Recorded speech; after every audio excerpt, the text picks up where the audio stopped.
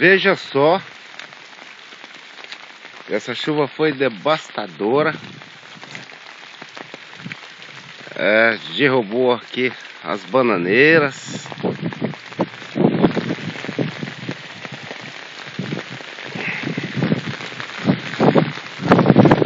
Vem pra cá, vem comigo pra você ver aqui o que a chuva fez, essa chuva aí da segunda para terça-feira.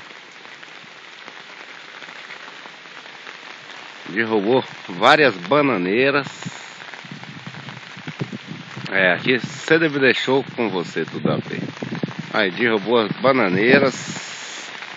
Aí vê que o vento passou por aqui, foi muito forte. E nessa chuvada, né? Vamos olhar aqui mais. Você aí nas suas casas, tenha muito cuidado, que a chuva aqui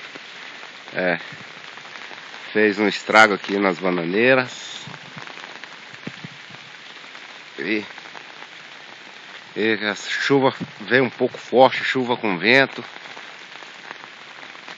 E olha aqui para você ver o que essa chuva fez.